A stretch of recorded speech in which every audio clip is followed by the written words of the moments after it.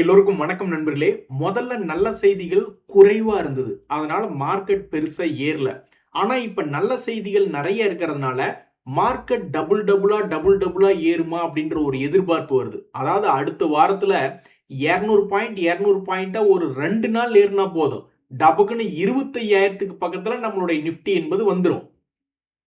So இருக்கிறதுலயே பெரிய விஷயம் அமெரிக்கா ஈரான் மேல போடக்கூடிய குண்டுகளை நிறுத்தி வச்சிருக்காங்க. இதே மாதிரிதான் ஒரு முறை நாங்க இனிமேல் குண்டு போட மாட்டோம் அப்படின்னு ட்ரம்ப் அவர்கள் சொன்னோடனே மார்க்கெட் மிகப்பெரிய அளவுல மேல ஏறி வந்தது. நம்ம மார்க்கெட் இல்ல, வேற வெளிநாட்டு மார்க்கெட்டுகள்.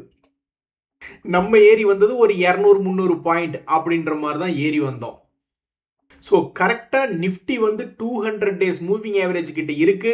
டபுளா ஒரு 200 பாயிண்டா ஒரு 2-3 நாள் ஏறினா கூட டக்குன்னு நம்மளுடைய பழைய கை 25,000க்கு பக்கத்துல வரக்கூடிய வாய்ப்பு அமோகமா இருக்கிறதா தான் பல ட்ரேடர்கள் எதிர்பார்த்துட்டு இருக்காங்க. ஒரே ஒரு பிரச்சனை, திடீர்னு ட்ரம்ப் அவர்கள் வந்து நாங்க மறுபடி குண்டு போடுவோம் அப்படின்னு ஏதாவது ஒரு ராணுவ பதற்றம் வந்தால் மட்டுமே மறுபடி ஷேர் மார்க்கெட் கிராஷ் ஆகக்கூடிய கண்டிஷனா இருக்கு. சரி அது விடுங்க, க்ரூட் ஆயிலினுடைய விலை இறங்கி இருக்கு. இதனால நம்ம ஷேர் மார்க்கெட்டுக்கு ஒரு பாசிட்டிவ் பாயிண்ட் தான், நம்ம பொருளாதாரத்துக்கும் பாசிட்டிவ் பாயிண்ட் தான். வேற என்ன அடுத்த வாரத்துல மிக முக்கியமான செய்திகள்னு பார்த்தா, ஆகஸ்ட் மாசத்தினுடைய ட்ரேடிங் தொடங்கும் பொழுது ஹாலிடேஸே கிடையாது. அடுத்த மாதத்துல எப்படி ஜூலை மாதத்துல லீவ் இல்லாதனால நம்மளுக்கு எந்த தொந்தரவும் இல்லாம இருந்தது, ஒரு கண்டினியூட்டி இருந்ததோ, அதே மாதிரி இந்த ஆகஸ்ட்லயும் நம்மளுக்கு ஒரு கண்டினியூட்டி என்பது இருக்கிறது. இது போக அடுத்த வாரத்துல வரக்கூடிய Q1 ரிசல்ட்டும் பல்வேறு பங்குகளை பெரிதும் பாதிக்கும்படியாக இருக்கு. அடடா, புது பொண்டாட்டி மாதிரி நம்ம கூட சிரிச்சு சிரிச்சு பேசுறது யாரு அப்படின்னு பாத்தீங்கன்னா, தற்போதைக்கு மொமெண்டம்ல இருக்கக்கூடிய ஸ்டாக்குகள் அப்படின்றதுல இந்த நிஃப்டி ஐடி இருக்கு. அதே மாதிரி ஆட்டோமேட்டிவ் ஸ்டாக்ஸ் இருக்கு. ஏன்னா அவங்களுடைய சேல்ஸ் என்பது அதிகமா இருக்கிறதுனால ஆட்டோ செக்டர்ல பாசிட்டிவ் மொமெண்டம் என்பது போன வாரத்துல காமிச்சிருந்தான். அதே மாதிரி பெரிய அளவுல இறங்கினதுக்கு அப்புறம் ஐடி பங்குகள்லயும் சமீபத்துல ஒரு மொமெண்டம் வந்தது. சோ இப்போதைக்கு ஆட்டோ செக்டர்லயும் ஐடி செக்டர்லயும் தான் மொமெண்டம் என்பது இருக்கு. ஒரு உதாரணத்துக்கு சமீபத்துல ஹூண்டாய் மோட்டார் என்பது பிக்கப் ஆயிருக்கு. 200 டேஸ் மூவிங் ஆவரேஜ்க்கு மேல வந்திருக்கு. தன்னுடைய பழைய ஹை போறானா இல்லையா அப்படின்றது பொறுத்து இருந்து தான் பார்க்கணும். இதனுடைய சமீபத்திய லோ 1600, பழைய ஹை 2800ங்கிறது இதனுடைய செய்தி. இப்போதைக்கு சென்டர் பாயிண்ட்ல இருக்கு. அதே மாதிரி தான் இந்த டாடா மோட்டார்ஸ் பேசஞ்சர் வெஹிக்கிள் அப்படின்றதுமே இதுக்கு முன்னாடி இவன் பிக்கப் ஆனது 300 ரூபாய் ரேஞ்சில இருந்து 420 ரூபாய் வரைக்கும் போனா சூப்பரியா அப்படின்னு பாராட்டி வாயை மூடுறதுக்குள்ள குப்புன்னு தலகுப்புற விழுந்து விட்டது. இப்ப மறுபடியும் இந்த பங்கு தற்போது 300 ரூபாய் ரேஞ்சில இருந்து லேசாக திரும்பி உள்ள இருக்கக்கூடிய இந்த டாடா மோட்டார் பேசஞ்சர் வெஹிக்கிள் அடுத்தடுத்த நாட்கள் என்ன செய்யும் அப்படின்ற மாதிரி ஆட்டோ துறையில பெரிய எதிர்பார்ப்பு என்பது இருக்கு. அதே மாதிரி ஐடி துறையில கொஞ்சம் ஓரளவுக்கு மார்க்கெட் சிச்சுவேஷன் ரெடியான உடனே டிசிஎஸ்லாம் தன்னுடைய லோ பிரைஸ்ல இருந்து 25% ஏறி இருக்கான். இந்த விப்ரோ ஷேருமே சமீபத்திய லோல இருந்து ஏறி இருக்கு. 160 ரூபாயில இருந்து 190 வரைக்கும் போயிட்டு 183.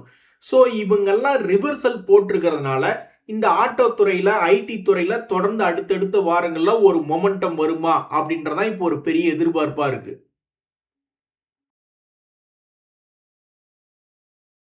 நண்பர்களே, இன்னொரு மிகப்பெரிய ஒரு செய்தி நம்மளுடைய ஸ்டாக் மார்க்கெட்ல அப்படின்னு பாத்தீங்கன்னா, 3.25க்கே நம்மளுடைய மார்க்கெட் மாறுதா? அப்ப ட்ரேடர்கள் ரொம்ப கவனமா இருக்கணுமா அப்படின்றதா இப்போ ஒரு மிகப்பெரிய ஒரு கேள்வி. அதாவது நான் டீலரா வேலை பார்த்துக்கிட்டு இருந்தப்போல்லாம் மார்க்கெட் 10 மணிக்கு தான் ஸ்டார்ட் ஆகும், 3:30 மணிக்கு முடிஞ்சிடும். கண்ணா பின்னான்னு ஸ்டாக்குகள் ட்ரேட் ஆகும். ஏன்னா டைம் ரொம்ப கம்மி இல்லையா? நிஃப்டி அப்பெல்லாம் வெறும் 3000 2500 தான் இருக்கும். அப்பவே 100 பாயிண்ட் ஏறது 100 பாயிண்ட் இறங்குறது அப்படின்ற மாதிரி ரொம்ப வாலட்டிலிட்டியா இருக்கும். ஏன்னா டைம் ரொம்ப கம்மி. இப்ப போய் நீங்க நிஃப்டி எடுத்து பாத்தீங்கன்னாலும் அதே 66 பாயிண்ட் 100 பாயிண்ட் தான் ஆடிட்டு இருக்கான். இதெல்லாம் சத்தியமா ஒரு சோகமான விஷயம். என்ன நீ நிஃப்டி 25,000 பாயிண்ட் இருக்கீங்களே 50 பாயிண்ட் 100 பாயிண்ட் ஏறினாவே பெரிய விஷயமா இருக்கு. நீ 3000 பாயிண்ட்டுக்கு ட்ரேட் ஆகிட்டு இருந்தப்பவும் அந்த காலத்துல 20 வருஷத்துக்கு முன்னாடி அப்பவும் 50 பாயிண்ட் 100 பாயிண்ட் ஏறினாலும் அப்பவும் பெரிய விஷயம் தான். சரி, இப்ப பாயிண்ட்டுக்கு வருவோம். ஆக மொத்தம் ட்ரேடிங் டைம் என்பது குறையும் பொழுது வாலட்டிலிட்டி என்பது ஜாஸ்தியாகும். இப்ப பழையபடி யாராவது 10 மணிக்கு மார்க்கெட் டைம் மாத்தணும் அப்படின்னா கண்டிப்பா நானும் வந்து அதுக்கு ஆதரவு தெரிவிப்பேன். ஏன்னா ஒரு டிரான்சாக்ஷன் பண்ணக்கூடிய இடத்துல நம்ம 2-3 டிரான்சாக்ஷன் பண்ணிடலாம் டைம் கம்மி அப்படின்றதுனால. ஸோ இந்த நேரத்தில் நீங்க பாத்தீங்கன்னா எல்லாருக்குமே தெரியும் எஃப்என்டோ ஸ்டாக்ஸ் அப்படின்றது ஒரு கேட்டகரி இருக்கு. ஆனால் நான் எஃப்என்டோ ஸ்டாக்ஸ் அப்படின்றது இன்னொரு கேட்டகரி இருக்கு. ஸோ இப்போ இவங்க என்ன அடுத்த நாளையிலிருந்து பண்ண போறாங்க அப்படின்னா, நான் எஃப்என்டோ ஸ்டாக்ஸ் எப்பவும் போல 3:30 மணி வரைக்கும் ட்ரேட் ஆகும். 3 மணிலிருந்து 3:30 மணி வரைக்கும் விவேப் யூஸ் பண்ணி அதனுடைய க்ளோசிங் பிரைஸ் என்பது கண்டுபிடிப்பாங்க. இப்பதான் மிக முக்கியமான சம்பவத்துக்கு வர போறோம். இதுவே எஃப்என்டோல ஒரு ஸ்டாக் இருக்கு. ஒரு உதாரணத்துக்கு ரிலையன்ஸ் அப்படின்னு எடுத்துக்குவோம். வேண்டாம், ஹெச்டிஎஃப்சி பேங்க் எடுத்துக்குவோம். அடுத்த வாரத்தில் அவன் ஏறினாதான் நம்ம மார்க்கெட் மேலே வர்றதுக்கு வாய்ப்புகள் அதிகம். ஸோ ஹெச்டிஎஃப்சி பேங்க் அப்படின்ற ஒரு ஷேரை ஒரு எக்ஸாம்பிளுக்கு எடுத்துக்குவோம். அது 3:30 மணி வரைக்கும் நம்மளுடைய கேஷ் மார்க்கெட்ல இனிமேல் ட்ரேட் ஆகாது. 3:15 வரைக்கும் தான் அது ட்ரேட் ஆகும். 3:15க்கு அப்புறம் நீங்க போடுற ஆர்டரை ரிசீவ் பண்ணி, அது பை ஆர்டரோ செல் ஆர்டரோ அதை ரிசீவ் பண்ணி மொத்தமா எல்லாத்தையும் என்ட்ரு பண்ண விட்டுட்டு, அதுக்கப்புறம் ஒரு ஈக்குலிபிரியம் பிரைஸ் அப்படின்றத எக்ஸ்சேஞ்சுகள் கண்டுபிடிக்கும். அது எதுக்கு அப்படி பண்றீங்க? மற்ற எஃப்என்டோ ஸ்டாக்ஸ், நான் எஃப்என்டோ ஸ்டாக்ஸை எப்பவும் போல ட்ரேட் ஆக விடுறீங்க. லாஸ்ட் ஹாஃப் அன் ஹவர்னுடைய விவேப்பை க்ளோசிங் பிரைஸை எடுத்துக்கிறீங்க. ஆனா இந்த எஃப்என்டோ ஸ்டாக்ஸை மட்டும் ஏன் இப்படி 3:15 3:40 வரைக்கும் ஒரு க்ளோசிங் ஆக்ஷன் செஷன் அப்படின்றதுக்குள்ள ஏன் கொண்டு வர்றீங்க அப்படின்ற மாதிரி கேட்டோம்னா, அதுக்கு அவங்க என்ன சொல்றாங்கன்னா, எஃப்என்டோ உன்னுடைய க்ளோசிங், அதாவது ஒவ்வொரு ஸ்டாக்னுடைய க்ளோசிங் பிரைஸ் நம்மளுக்கு கிட்டத்தட்ட 3:40க்கு தான் தெரிய வரும். அதுல எஃப்என்டோல ட்ரேட் பண்றவங்களுக்கு இதனால ஹெட்ஜிங் பண்றதுலையோ அல்லது பெரிய பொசிஷன் எடுத்துட்டு போக முடியல, பெரிய ரிஸ்க் ஆயிருது. ஏன்னா கரெக்டான பிரைஸ் அவங்களுக்கு தெரியறது இல்லை. அதனால எஃப்என்டோ செஷனை 3:40 வரைக்கும் நாங்கள் ட்ரேட் பண்ண விடுறோம். ஆனால் அந்த எஃப்என்டோ எதை பேஸ் பண்ணி இருக்கு? அண்டர்லைங்கை பேஸ் பண்ணி தான் அதனுடைய ப்ரைஸ் இருக்கணும். அப்போ அந்த அண்டர்லைனுடைய ப்ரைஸ் என்னன்னே எங்களுக்கு 3:40 வரைக்கும் தெரியாத பொழுது நாங்கள் ஒரு மாதிரி அனுமானத்தில் தான் ட்ரேட் பண்ணுறோம் அப்படின்ற மாதிரி சொல்கிறாங்க. அதனால இந்த க்ளோசிங் ஆக்ஷன் செஷன் என்பது பண்ணும் பொழுது ப்ரைஸ் டிஸ்கவரபிலிட்டி ரொம்ப பெட்டராக இருக்கு. அதை பேஸ் பண்ணி எஃப்என்டோ ட்ரேடர்ஸ்க்கு கொஞ்சம் வசதியாக இருக்குமே அப்படின்றதுக்காக கொண்டு வரப்படுகிறது இது. ஸோ இப்படி டைமை குறைச்சிட்டதுனால எஃப்என்டோ ஸ்டாக்ஸ் எஃபெக்டிவா 3:15 வரைக்கும் தான் ட்ரேட் ஆகும் அப்படின்றதுனால, இனிமேல் டைம் ஒரு 1/4 மணி நேரம் குறையிறதுனால பெரிய வாலட்டிலிட்டி இருக்குமா அப்படின்ற ஒரு எதிர்பார்ப்பு இப்போ ட்ரேடர்கள்ட்ட இருக்கு. ஸோ இதை எப்படி நம்மளுடைய மார்க்கெட் எடுத்துக்குது அப்படின்றது தெரியல.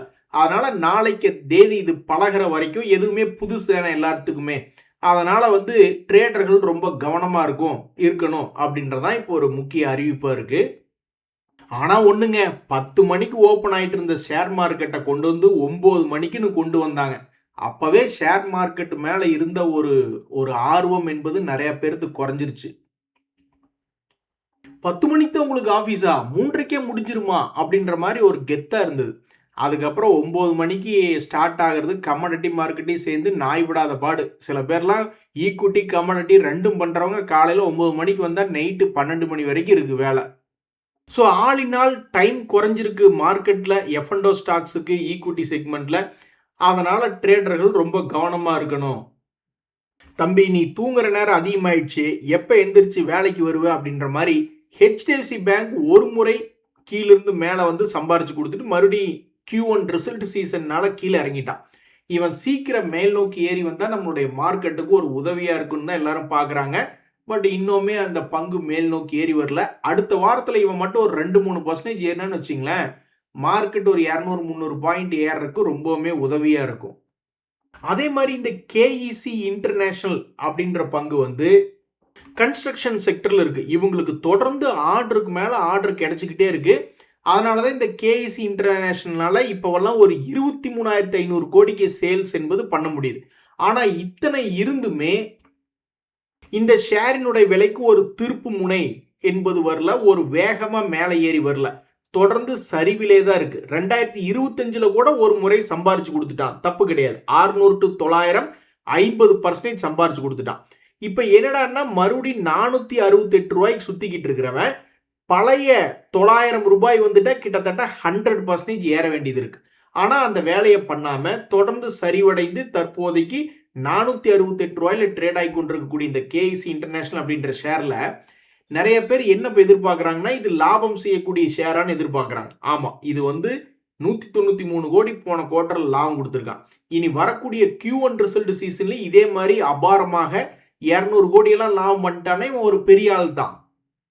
ஆனா ஷேரினுடைய விலையை பொறுத்த வரைக்கும் இப்ப வரைக்கும் இந்த 2026ல சம்பாரிச்சே தரல. அது இவன் மேல தப்பு கிடையாது. பல்வேறு கன்ஸ்ட்ரக்ஷன் இன்ஃப்ராஸ்ட்ரக்சர் கம்பெனிஸ் இந்த வருஷத்துல பெருசா சம்பாரிச்சு தரல. சோ நிறைய பேர் வந்து ஒரு வி போடுமா, மறுபடி உள்வாங்கி பழைய லோக்கு மேல ஏறுமா அப்படின்ற மாதிரி எதிர்பார்த்துட்டு இருக்காங்க. அந்த மாதிரி சமீபத்துல பெருசா கிராஷ் ஆன இடம் என்பது 2 இடத்துல. ஒரு முறை இப்ப இருக்கக்கூடிய அதே அளவு தான். அதுக்கு முன்னாடி ஒரு முறை ஒரு 500 ரூபா பக்கத்துல கிராஷ் ஆயிருக்கு. ஸோ பல பேர்த்தினுடைய மனசுல என்ன இருக்குன்னா, இவன் வந்து என்னைக்கு ஒரு 500 ரூபாயை தாண்டி மேல போறானோ அப்போ பிச்சுக்கிடுவானோ அப்படின்ற மாதிரி பல பேர் எதிர்பார்த்துக்கிட்டு இருக்காங்க. அவன் அந்த 500 ரூபாய் ஏறக்கு இன்னும் 40 ரூபாய் ஏறணும். ஸோ பல பேர் லாபம் செய்யக்கூடிய இந்த கேஇசி இன்டர்நேஷனல் ஏன் இன்னும் திரும்பவில்லை, அவன் ஏன் இன்னும் திரும்புறதுக்கு வேகம் காட்டவில்லை அப்படின்னு குழம்பிட்டு இருக்காங்க. அதற்கு பல டெக்னிக்கல் ட்ரேடர்ஸ்னுடைய பதில், அவன் முதல்ல இன்னும் 500 ரூபாயே வரல, 500 ரூபாயை தாண்டும் பொழுதுதான் அப்புறம் எதிர்பார்க்க முடியும் அப்படின்றதான் ட்ரேடர்களுடைய பதில். அதே மாதிரிதான், எதுக்குடா என்ன அடிக்கிறீங்க, ஏன் அடி வாங்குறோம்னே தெரியாதபடி கீழே விழுந்து கிடக்கக்கூடிய பங்குகள்ல இந்த செல்லோ வேர்ல்டு அப்படின்ற ஒரு ஷேர் ஒன்று. இது எவ்வளவு பர்சன்டேஜ் சமீபத்தில் உச்சத்துல இருந்து கீழே இறங்கிக்கான்னு பாத்தீங்கன்னா 65% இறங்கி இருக்கு. பொதுவாக லாபம் செய்யக்கூடிய ஷேர்கள் 60% இறங்கினாவோ 80% இறங்கினாவோ ஏதாவது ரிவர்சல் வராதா அப்படின்னு அந்த ஷேரை வச்சிருக்கிறவங்க எதிர்பார்த்துக்கிட்டு இருப்பாங்க. அப்புறம் லாபம் செய்யறதுக்கு என்ன மரியாதை, அதுக்கு எல்லாம் நஷ்டமான கம்பெனியாவே போய் எல்லாம் கும்பா குட்டின்னு தலையில துண்டை போட்டு வந்துக்கலாம்ல. ஸோ இந்த ஷேருமே தன்னுடைய 2022ல 433 கோடி பண்ண சேல்ஸை இப்போ 654 கோடி அப்படின்னு ரிசல்ட் கொடுத்துருக்கான். அதே மாதிரி 66 கோடி லாபத்தை இப்போ 90 கோடின்னு கொடுத்துருக்கான். ஸோ Q1 ரிசல்ட்ல இந்த செல்லோ வேர்ல்டு அப்படின்ற பங்குக்கு ஒரு திருப்பு முனை வருமா வராதா அப்படின்னு பல ட்ரேடர்ஸ் பார்த்துட்டு இருக்காங்க. இதனுடைய சமீபத்திய வி பேட்டர்ன் என்பது எப்போ வந்திருக்கு அப்படின்ற மாதிரி பார்த்தோம்னா, இதுக்கு முன்னாடி அவன் பெருசா கிராஷ் ஆன இடம் என்பது ஆல்மோஸ்ட் ஒரு 375 ரூபா. அதுக்கு மேல வரட்டும், அப்புறம் தான் நாங்க எதா இருந்தாலும் உள்ள போவோம் அப்படின்ற மாதிரி பல ட்ரேடர்கள் காத்துக்கிட்டு இருப்பாங்க. ஆக மொத்தம் உச்சத்திலிருந்து பாதியாக குறைந்த செல்லோ வேர்ல்டு நஷ்டத்தினால் குறைந்திருக்கு அப்படின்னா அப்படி கிடையாது. ஒரு நஷ்டம் பண்ணாத பங்கு இருந்தாலும் பாவம் உச்சத்திலிருந்து இறங்கி கிடக்கு. அது என்னைக்கு 375 ரூபாய் தாண்டி ஸ்ட்ரென்த் காமிக்குமோ அப்படின்னு பல பேர் எதிர்பார்த்துக்கிட்டு இருக்காங்க. நண்பர்களே, ஒரு பெரிய ஷேர் கீழே விழுகிறது 100 கும்பாக்களுக்கு சமம். ஒரே ஒரு ஷேர் ஆர்விஎன்எல், அவன் ஒரு 50,000 கோடி மார்க்கெட் கேபிட்டல் திடீர்னு இழக்கிறான்னு வச்சுங்களேன். 5,000 கோடி மார்க்கெட் கேபிட்டல் கொண்ட பல்வேறு பங்குகள் பாதியா குறையறதும், ஒரே ஒரு பெரிய பங்கு பெருசா கீழே விழுகிறதும் 100 கும்பாக்களுக்கு சமம். இங்க பாத்தீங்களா, ஆர்விஎல்னுடைய மார்க்கெட் கேபிட்டல் 47,000 கோடி. இப்ப இருக்கக்கூடிய விலை 225 ரூபாய். 200 ரூபாய்னு ரவுண்டு பண்ணிக்கங்க. அவன் ஒரு காலத்துல இருந்தது 600 ரூபாய். 600 ரூபாய் எங்க, 200 ரூபாய் எங்க? அப்ப மார்க்கெட் கேபிட்டல் எவ்வளவு இறங்கி இருக்கு பாருங்க. பல்லாயிரக்கணக்கான கோடிகள் இறங்கி இருக்கு. அப்ப ஒரே ஒரு பெரிய கம்பெனியினுடைய இமாலய சரிவு 100 கும்பா ஷேர்களுக்கு சமம். அப்படித்தான் இந்த ஆர்விஎன்எல் ஏதாவது லாஸ் பண்ணிக்கிட்டு இருக்கானா அப்படின்னு பார்த்தா இப்ப வரைக்கும் பெருசா லாபம் வரல. அதே சமயம் அவங்ககிட்ட குரோத்தும் இல்லை. இந்நேரம் ஒரு 500 கோடி 600 கோடி ஒரு குவார்டருக்கு லாபம்னு காமிச்சிருந்தா நல்லா இருந்திருக்கும். பட் எனிவே வளர்ச்சி அதிகம் இல்லை. இனி அடுத்து வரக்கூடிய Q1 ரிசல்ட்ல இந்த ஆர்விஎன்எல் அப்படின்ற பங்கு ஏதாவது ஒரு பெரிய அளவுல தன்னுடைய திருப்பு முனையை காட்டுமா? அப்படி திருப்பு முனை காமிச்சாதானே மறுபடியும் ஓரளவுக்காவது அந்த பங்கு ஏறும் அப்படின்ற மாதிரி சில பேர் நம்பிக்கை வைப்பாங்க. அப்படின்ற மாதிரி இதுக்கு முன்னாடி அது மோசமாக இறங்கியது அப்படின்றது பார்த்தீங்கன்னா 250 ரூபா ரேஞ்சில். ஸோ மறுபடியும் என்னைக்கு 250 ரூபாய் தாண்டுவானோ அப்பதான் எங்களுக்கு எல்லாம் நம்பிக்கை வரும் அப்படின்ற மாதிரி பல பேர் வந்துகிட்டு இருக்காங்க.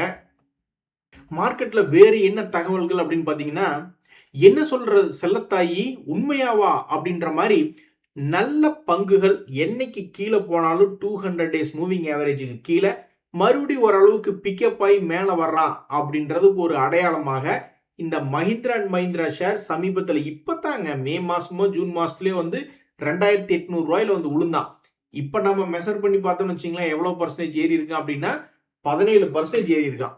என்ன ஒரு அற்புதமான ஏற்றம் பாருங்க. சரி பரவாயில்ல, இவனுடைய பழைய கையை போய் தொடணும் அப்படின்னா கிட்டத்தட்ட 30% என்பது 35% பக்கம் ஏற வேண்டியது இருந்தது. அதுல இப்போ கொஞ்சம் ஏறிட்டான். மறுபடியும் தொடர்ந்து ஏறி தன்னுடைய பழைய கையை போய் தொடர மாதிரி இருந்தா இன்னும் 12% ஏறணும். ஸோ இந்த மஹிந்திரா அண்ட் மஹிந்திரா அடுத்தடுத்து வரக்கூடிய நாட்கள்ல என்ன ஆக போகிறது என்பது பொறுத்து தான் பார்க்கணும். ஆக மொத்தம் ஏதாவது ஒரு செக்டர்ல ஒரு பெரிய லீடர் இருக்கான்னா அவன் கீழே விழுந்தான்னா அவனுக்கு ஏதோ ஒரு பவர் வந்து திரும்பி மேல ஏறுறான். யோ இந்தியா மார்ட் ஷேர் பிரைஸ் இதுக்கு மேல நீ இறங்குன பாதாள லோகத்துக்கே போயிருவையா, என்னைக்குதாயா நீ திரும்பி மேல வருவ? ஸோ இந்தியா மார்ட்டுமே ஒரு லாபம் செய்யக்கூடிய ஷேர் தான். அந்த பங்கு வந்து தற்போதைக்கு என்ன ஆயிருக்குன்னா 2022களில் என்ன லெவலோ அதே லெவலில் வந்து விழுந்திருக்கு. போன முறை இதே மாதிரி கீழே விழுந்தோடனே அவனுக்கு ரோசம் வந்துருச்சு. 2022 3 வருஷத்துக்கு முன்னாடி லெவலில் போய் விழுந்துட்டோமே அப்படின்ட்டு நல்லா சம்பாரிச்சு கொடுத்த பங்கு இந்தியா மார்ட் மறுபடியும் இப்போ அதே 2022 லெவலில் வந்திருக்கு. இதுக்கு முன்னாடி ஒரு முறை அவன் எப்படி கீழே விழுந்துட்டு மேலே ஏறினான், அதற்கு முதல் அடையாளம் என்ன அப்படின்னு பார்த்தீங்கன்னா, கடுமையா கீழே விழுந்ததுக்கு அப்புறம் அந்த வீழ்ச்சியை திரும்பி உள்வாங்கி தாண்டி மேலே வந்தான். அது எப்போ நடந்தது அப்படின்னு பார்த்தீங்கன்னா, இந்தியா மார்ட்ல 2025 ஜனவரி மாசத்துல அப்படி கீழே விழுந்திருந்தான். அதுக்கப்புறம் கீழே போயிட்டு மறுபடியும் அதை உள்வாங்கி என்னைக்கு மேலே திரும்பினானோ அதுக்கப்புறம் ஒரு ரேலி வந்தது. அதே மாதிரி இப்ப அதனுடைய சமீபத்திய லோ, கடும் லோ என்பது 1900 ரேஞ்சில் இருக்கு. ஸோ 1800 ரூபாயில் இருக்கக்கூடிய இந்த இந்தியா மார்ட் எப்ப தன்னுடைய விலை கொஞ்சமாவது மேலே ஏறி 1900க்கு மேல வருதோ அப்பதான் இதுல ஏதாவது ஒரு மொமெண்டம் வருமோ அப்படின்ற மாதிரி பல ட்ரேடர்கள் எதிர்பார்ப்பாங்க. அது வரைக்கும் இவன் பாதாள லோகத்தை நோக்கி போய்கிட்டு இருக்கான் அப்படின்ற மாதிரி தான் அவங்க யோசிச்சு பார்ப்பாங்க. ஸோ கொஞ்சமாவது திரும்பி ஏறி ஸ்ட்ரென்த்து காட்டணும். அப்படி ஸ்ட்ரென்த்து காட்டினா தான் எல்லாரது மனசுலையும் சரி கொஞ்சம் ஸ்ட்ரென்த்து காமிச்சிருக்கான் திரும்பி இது மேலே வருவானோ அப்படின்ற மாதிரி எதிர்பார்ப்பாங்க. அதுக்கே அவன் இன்னும் 100 ரூபாய்க்கு மேலே ஏற வேண்டியதாக இருக்கு. அடடா, ஷேர் மார்க்கெட்ல பல்வேறு ஷேர்களை பல்வேறு காரணங்கள் சொல்லி கிராஷ் பண்ணி விடுறீங்க. இருந்தாலும் ஒரு நியாயம் வேண்டாமா? இந்த அலோக் இண்டஸ்ட்ரீஸ் எல்லாம் வந்து பெரிய ஆளுகளுடைய ஷேர். ரிலையன்ஸ் இந்த பங்கை வந்து 2018 டு 2020 நினைக்கிறேன் அந்த டைம்ல பேச்சுவார்த்தை நடத்தி வாங்கினாங்க. ஸோ அலோக் இண்டஸ்ட்ரீஸை ரிலையன்ஸ் வாங்கிய காலம் அப்படின்னு பார்த்தீங்கன்னா 2021. ஸோ 2018லேருந்து 2020 வரைக்கும் பேச்சுவார்த்தை நடந்து 2021 வாங்கினாங்கன்னு நினைக்கிறேன். ஸோ அப்படி பார்க்கும் பொழுது அதனுடைய கடந்த காலத்தினுடைய விலை அந்த ரிலையன்ஸ் வாங்குறாங்க அப்படின்னு தெரிஞ்ச உடனே சும்மா தண்டத்துக்கு ட்ரேட் ஆகிட்டு இருந்த அலோக் இண்டஸ்ட்ரீஸ் 60 ரூபா வரைக்கும் மேலே வந்துட்டான். அதுக்கப்புறம் அந்த பங்கு வந்து தற்போது 10 ரூபாய்க்கு பக்கத்தில் ட்ரேட் ஆகிட்டு இருக்கு. இது எந்த வருஷத்தினுடைய லெவல்னா 2022 லெவல். நியாயம்தான், அது நஷ்டம் செய்யக்கூடிய பங்கு, அதனால தான் இவனை பார்த்து இறக்கி விட்டுருக்காங்க. இருந்தாலும் அவ்வளவு பெரிய ஆளு, அவனுக்கு ஒரு மதிப்பு, மேனேஜ்மெண்ட்டுக்குன்னு ஒரு மதிப்பும் மரியாதையும் வேண்டாமா? கிடையாது அப்படிங்குது மார்க்கெட். பெரிய ஆளா இருந்தாலும் நீ லாபத்துல காட்டு. அவன் வந்து ரிலையன்ஸ் வாங்குறதுக்கு முன்னாடியே 10,000 கோடி எல்லாம் சேல்ஸ் பண்ணிக்கிட்டு இருந்த இந்த அலோக் இண்டஸ்ட்ரீஸ் பல்வேறு கஸ்டமர்களுக்கு அவங்க சப்ளை பண்ணிக்கிட்டு இருந்திருக்காங்க. அதெல்லாம் பெரிய பெரிய பிராண்டுக்கெல்லாம் இவங்க வந்து சப்ளையராக இருந்திருக்காங்க, வால்மார்ட் முதல் கொண்டு. அப்படிலாம் இருந்தவங்க இப்போ ரிலையன்ஸினுடைய ரீட்டைலுக்குமே, ரிலையன்ஸ் என்ன சொல்லுது, ரீட்டைல் வளர்ச்சி அடையுது அப்படின்னா அப்போ அவங்களுடைய ரீட்டைல் ஸ்டோருக்கு இவங்களும் ஒரு சப்ளையராக இருக்காங்க. அப்போ அந்த வகையிலேயாவது ஒரு growth என்பது வரணும் இல்லை? சரி, இப்போ வரைக்கும் அந்த பங்கு செய்திருக்கக்கூடிய வேலை கடந்த 5 வருடத்தில் பார்ப்போம். 5 வருடத்தினுடைய லோ பிரைஸ் 10 ரூபா பக்கத்தில் பாவம் சுத்திக்கிட்டு இருக்கு. இதுக்கு என்னைக்கு ஒரு நல்ல காலம் என்பது தெரியல. இதனுடைய சமீபத்திய குவார்டர்களையும் பெருசா சேல்ஸ் என்பது இன்க்ரீஸ் பண்ணல, நஷ்டத்தை மட்டும் கொஞ்சம் குறைச்சிருக்காங்க. நண்பர்களே, வேறு என்ன ஸ்டாக் மார்க்கெட்ல நியூஸ்னா, ஜிஎஸ்டி கலெக்ஷன் நல்லா தான் நடந்திருக்கு. இதுல ஒரு விஷயம் என்னன்னா, ஜிஎஸ்டி கலெக்ஷன் நல்லா நடந்ததுன்னா நம்ம நிலைமை நினைச்சா பரிதாபமா இருக்கும். அதே மாதிரி கவர்மெண்ட்டுக்கு ஜிஎஸ்டி கலெக்ஷன் கம்மியா இருந்ததுன்னா கவர்மெண்ட்டினுடைய நிலைமையை நினைச்சா பரிதாபமா இருக்கும். ஆக மொத்தம் ஜிஎஸ்டினுடைய கலெக்ஷன் அதிகமாகி நம்ம நிலைமை தான் பரிதாபமா இருக்கக்கூடிய நிலைமை. அப்படின்னு என்ன அர்த்தம்? நம்ம வரி ஜாஸ்தியா கட்டியிருக்கோம்னு தானே அர்த்தம். அதுக்கு தகுந்த அளவுக்கு நம்மளுக்கு இன்கம் வளர்ந்துருந்தா பரவாயில்ல. திடீர்னு ஷேர் மார்க்கெட் 30,000 வந்து நம்ம எல்லாத்துக்கும் லாபம் அள்ளி வந்திருந்தா ஒன்றும் தெரிஞ்சிருக்காது. எனிவே, நாட்டினுடைய ஸ்திரத்தன்மை என்பது ஸ்ட்ராங்கா இருக்கு. அது போக வந்து இப்போ ஆட்டோ செக்டருமே வந்து வெஹிக்கிள் சேல்ஸ் என்பது அதிகமாக இருக்கிறதுனால இப்போ ஃபோக்கஸில் இருக்கு. இது எல்லாத்தையும் விட மிக முக்கியமான நியூஸ், நாளைக்கு அந்த ஆகஸ்ட் 3ஆம் தேதி அந்த சிஏஎஸ் அப்படின்ற ஒரு புது ரூல் என்பது வருது. அதனால மார்க்கெட் க்ளோசிங் டைம் என்பது மாறுது. ஸோ இது நம்மளுடைய மார்க்கெட்டுக்கு வாலட்டிலிட்டி வருமா? ஆனா உண்மையிலேயே யாராவது பழையபடி மார்க்கெட் டைம் நாங்க காலையில 10 மணிக்கு கொண்டு வர்றோம் அப்படின்னு சொன்னாங்கன்னு வச்சுங்களேன், கண்டிப்பா அதுக்கு நாம ஆதரவு என்பது குடுக்கணும். ஏன்னா அப்பத்தான் நம்மளுடைய மார்க்கெட் இப்படி தண்டத்துக்கு 24,000 பாயிண்ட். ஆனா அவன் ஏறி இறங்கக்கூடிய வாலட்டிலிட்டி என்பது 0.27 தான் இருக்கு. அப்ப ட்ரேடிங் டைமை நீங்க குறைக்கும் பொழுது வாலட்டிலிட்டி என்பது இன்க்ரீஸ் ஆகிறதுக்கு வாய்ப்புகள் ரொம்ப அதிகம். இல்லைன்னா அப்ப நீ காலையில 9 மணிலிருந்து நைட்டு 11 மணி வரைக்காவது பண்ணிவிடு. ஏதாவது ஒன்ன பண்ணுனா தான் நம்ம சம்பாதிக்க முடியும். ஆனா அந்த நோக்கத்துக்காக இப்ப மார்க்கெட் டைம் சேஞ்ச் ஆகல. இப்ப மார்க்கெட் டைம் சேஞ்ச் ஆயிருக்கிறதனுடைய நோக்கம் F&O ஸ்டாக்குகளுக்கு கரெக்டான ஒரு க்ளோசிங் பிரைஸ் எடுக்கணும் அப்படின்ற ஒரு காரணம் தான். இன்றைய தகவல் அனைத்தும் உங்களுக்கு உதவியா இருந்தா எனக்கு மகிழ்ச்சி தான். ரொம்ப நன்றி. வணக்கம்.